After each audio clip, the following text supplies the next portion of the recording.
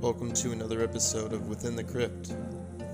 It's going to be a new format going forward, but the content in itself is going to stay the same, and today's going to be no different. We're going to jump right in. This is a story that comes from the subreddit nosleep, entitled Betsy the Doll. This was posted 9 years ago by the user the Dalek Emperor. Like most people these days, I had a fucked up childhood. Who doesn't, right? My father took off before I was born, and my mother was left to care for me on her own, a skill she was sorely lacking. My mother slipped right back into the drug-addled party lifestyle she enjoyed before I was born, and had soon turned our two-bedroom apartment into an opium den. For the first 5 years of my life, I walked around in a confused, terrifying mist.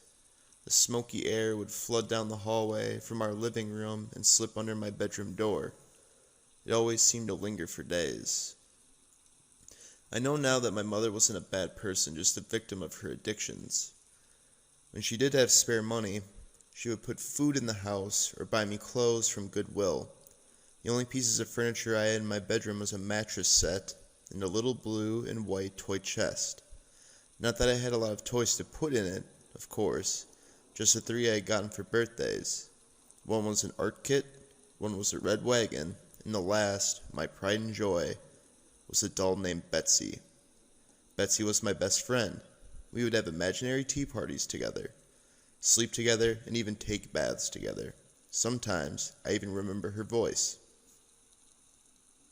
When I thought back on my conversations with the doll, in adulthood, I realized that I was likely suffering from delusions, thanks to the always present butts of smoke that laid claim to the dingy hallways and drafty bedrooms of our small apartment. Still, I remember the sound of her voice, a pleasant, tingling lilt that was always almost coupled with a raucous giggle. I also remember that things that she said to me, and the things she wanted me to do. She asked me to steal usual food or pens and pencils. She wanted me to bring her forks and knives and hit the bad man who slept on our couch. There was always something, and I would always get in trouble, but she wouldn't. When I told my mom who had put me up to these games, she would scoff and shake her head. She never believed me. Adults never do. Around my 6th birthday, I asked my mother for a birthday party. I wanted to invite the mean girls from school and serve them cake and ice cream to make them like me. I remember standing in the kitchen that day with such hopes, having just asked the most important question of my entire life. The glass bottle of Coca-Cola I held was shaking in my nervous hands. I waited with bated breath as my mother continued putting groceries away, almost as if she hadn't heard me, but I knew she had.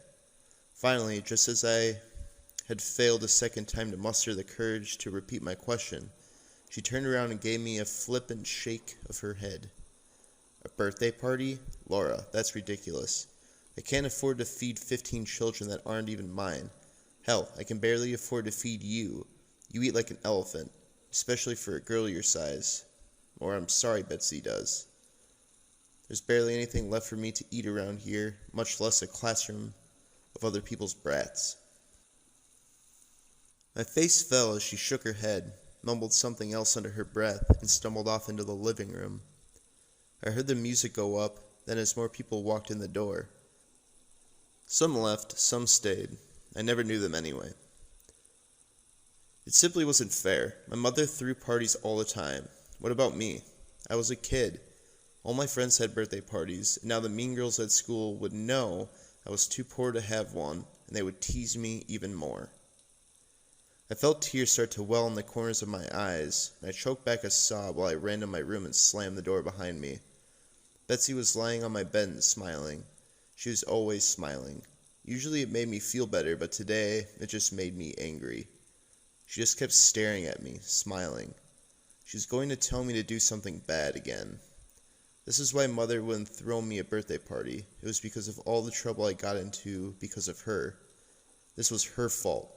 Betsy didn't have to go to school, and Betsy never got into trouble like I did. And in my young mind, I truly believed it was the doll, not my mother, who was to blame for everything. I snapped them. I screamed in indignant rage, and I threw the bottle as hard as I could at the bed. It hit Betsy on her forehead and she fell onto the floor. Good. I picked up the bottle and I hit her again and again. I thought I heard her laugh, and I hit her harder. Then I laughed. When my rage was spent, I dragged Betsy to my toy chest and threw her in. I slammed it shut and kicked the chest against the wall. I never wanted to see Betsy again. Ever. I never owned another doll after Betsy. About a week later, the police came, and two nice ladies took me to live in a new home in a new state, with food and toys and no drugs. The trunk went in storage, and the wagon disappeared. I never saw my mother again. As I got older, my foster parents admitted she was in jail, doing 25 years. That was fine with me. I felt nothing for her anyway. I still had nightmares because of my life with that woman, but then slowly, I began to heal. I focused on doing well in school, and I ignored my mother's letters from prison. She reached out to me several times in my 20s as well, but I always declined her calls. That is, until this morning. I'm 30 now, with my own children and a loving, honest husband. I have a beautiful house, 2 dogs, and a career as a social worker trying to make a difference for kids who had it bad like me. I'm happy, I'm steady, and I'm content.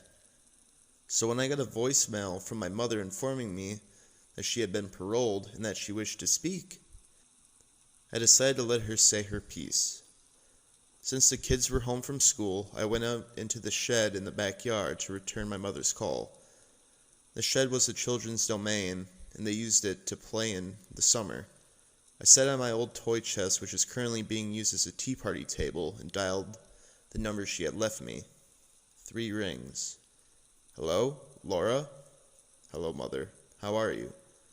Oh, Laura, thank you for speaking to me. I know you have your own life now and a family.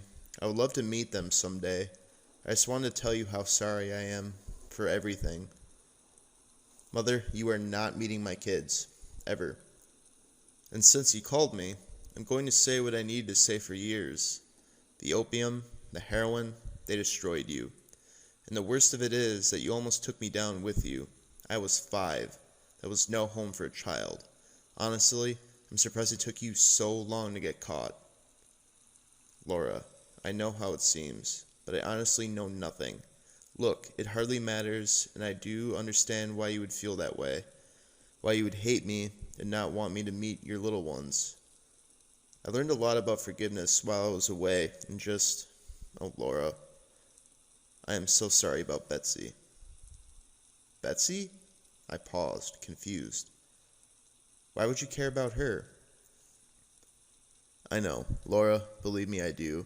It was my fault. The drugs, the partying, and Betsy, oh God.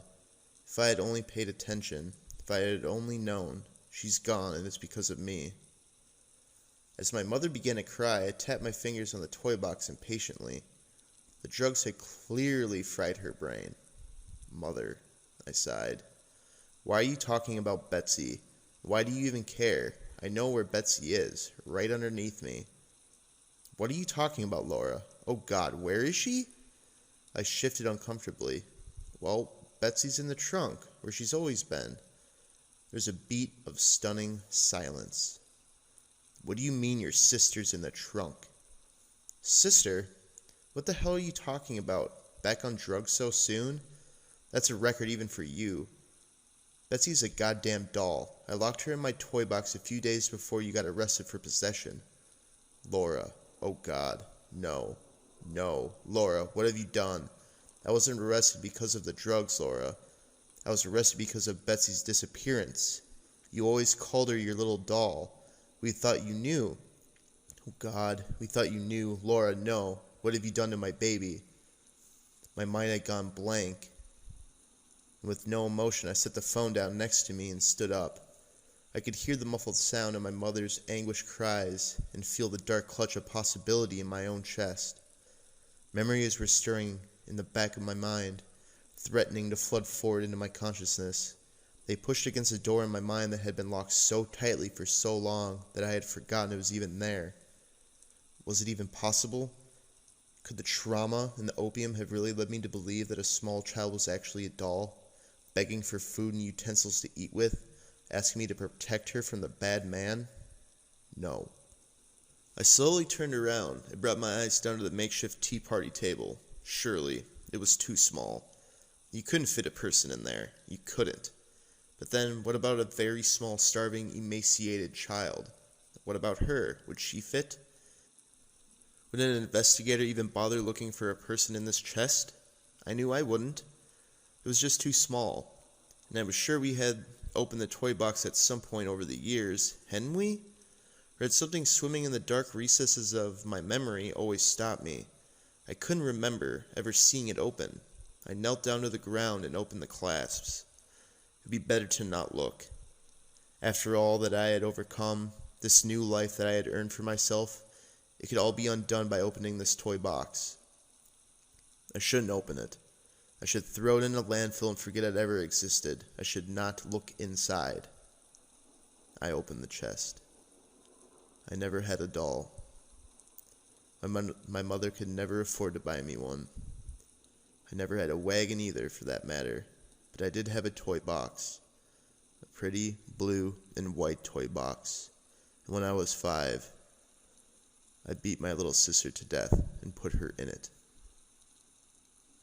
So, listeners, do you think a trauma that was so severe could actually wipe out a memory of having a sibling? Let alone putting her in a toy box that you've been carrying around with you for all these years. Let me know what you think. Thank you for listening. This has been another episode of Within the Crypt. We'll see you again soon.